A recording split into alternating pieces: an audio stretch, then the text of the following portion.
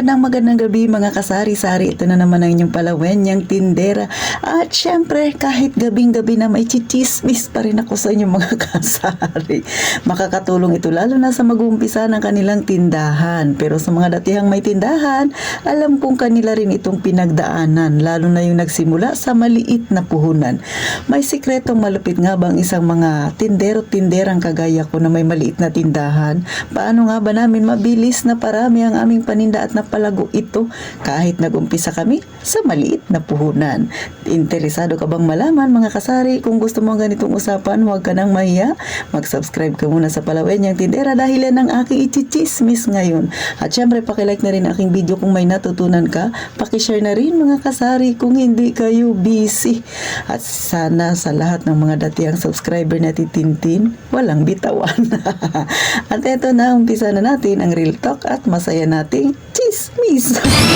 Isang magandang gabi mga kasari-sari. Sa mga bago pa lang sa aking channel, ngayon pa lang kayo nagawi. Ako si Ate Tintin, ang inyong palawenyang tindera. Syempre, lagi nating pag-uusapan ang tungkol sa ating tindahan. Kung paano mabilis maparami, mapalago, at kung ano-ano pa. Lalo na yung mga problemang pang tindahang kinakaharap ng mga tindero-tindera. Syempre, kabilang yan sa ating pagchichismisan. At ito na nga mga kasari, no? Si Ate Tintin ay nagmula rin sa may maliit na puhunan. So kung napapansin niyo, marami na akong paninda. Pero sa mga datihang subscriber na Tintin na nakakita kung paano ang itsura ng tindahan ko nung ako'y nagsimula. Hindi siya kanais-nais tingnan. Pero mga kasari, proud ako kasi ngayon ay marami na akong paninda. So marami nang pumupuri sa tindahan na Tintin kahit maliit daw, marami namang laman mga kasari. Kaya ikaw na wala pang tindahan, gusto mo rin bang mag-umpisa ng maliit na tindahan pero ang kapital mo ay maliit pa lang? Huwag kang mag-alala dahil syempre yan ang aking chichismis sa inyo. So sa totoo lang mga kasari, no, kung wala ka talagang sapat na halaga na pangkapital, hindi naman importante talaga na malaki-malaki ang pera mo. Basta determinado ka, gustong-gusto mo ang iyong ginagawa, abay, ito ang ichichismis ko para mabilis mong maparami ang iyong paninda. Alam niyo mga kasari, sa isang tindahan, sa mga tindero-tinderang kagaya ko, talagang mayroong discarding dapat na gawin ang isang tindera. Una diyan, huwag siyang mag-focus sa iisang brand lang ng kanyang paninda. O halimbawa, no, katulad ng dilata, sardinas. So, huwag kang mag-focus sa dalawang klase lang. Ang kilala mo lang yung Youngstown at saka Mega. Huwag kang mag-focus lang doon. Magdagdag ka pa ng ilang variety. Pero, huwag mo muna siyang masyadong marami. Halimbawa, no, ang punan mo ay 5,000 lang kasi yun lang yung kaya mo. Pero gustong-gusto mo na talagang magkatindahan. So, bumili ka muna ng sardinas. Halimbawa, 2 green, 2 pula na Youngstown. 2 green, 2 pula ng Mega. O, ligo. Ano pa mga sardinas na pwede mong idagdag? 555. Maghanap ka rin ng sardinas na mas mura ng kaunti na alam mong tatangkilikin yan dyan sa inyo. So, ibig sabihin, kahit pa konti-konti yung stock ng paninda mo, pero iba't ibang uri. So, doon pa lang mga kasari, maraming pagpipilian si customer. Ibig sabihin, lahat ng hahanapin niya sa'yo, sa iyong tindahan, ay meron ka. O, di ba?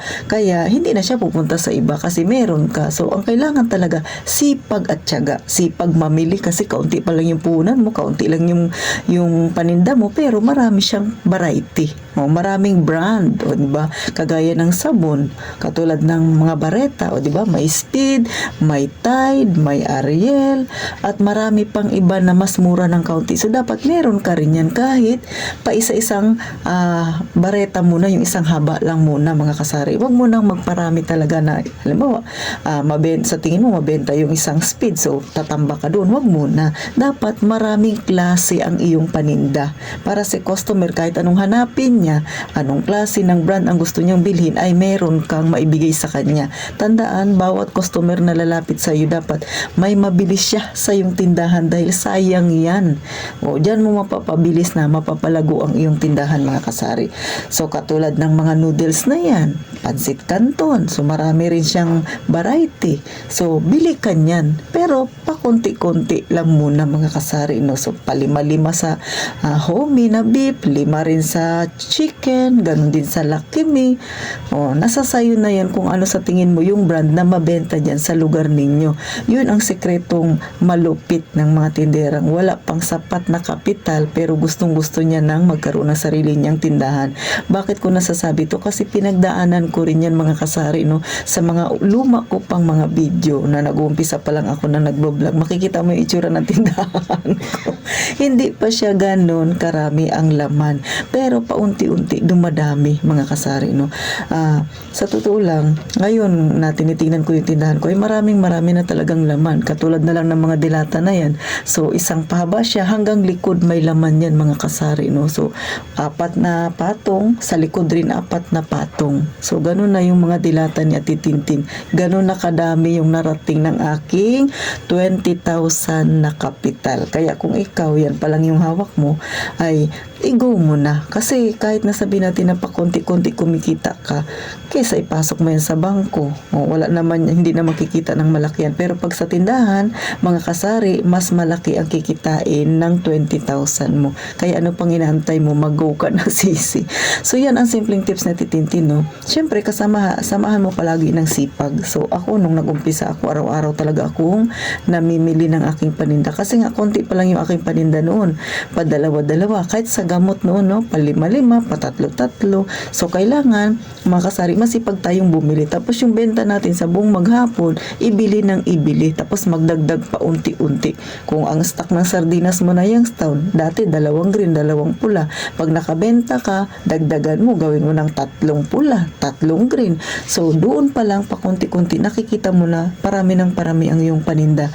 Ganyan ang mga tindero-tindera na nag-umpisa talaga sa kakaunti ang kanilang puhunan. Pero sa totoo lang, alam ko kayo mismo, no, na wala pang mga tindahan dyan sa inyo, ay meron kayong kakilala na ganyan din nag-umpisa. Pero ngayon talagang malago na ang kanyang tindahan dahil nga sa ganyang diskarte. Hindi mo kailangang malaki ang kapital, mga kasari. Ang kailangan mo lang diskarting malupit. Kung meron kang kaunting pera na pwedeng pampuhunan sa pagsisimula ng iyong tindahan, gumaw ka na. Basta gawin mo lang yung sinasabi ni Ate Tintin, no? Kahit na maliit ang puhunan, bumili ng paninda pa konti-konti, pero dapat maraming pagpipilian si customer. At syempre, sipag at tiyaga ang idagdag mo sa iyong puhunang maliit. Kasama yan sa ipupuhunan mo, mga kasari. Hanggang dito na lang sa Ate Tintin. Sana kahit paano nakakuha kayo ng kaunting idea. At syempre, gaya nga ng palagi kong sinasabi, mag-iingat tayong palagi, mga kasari.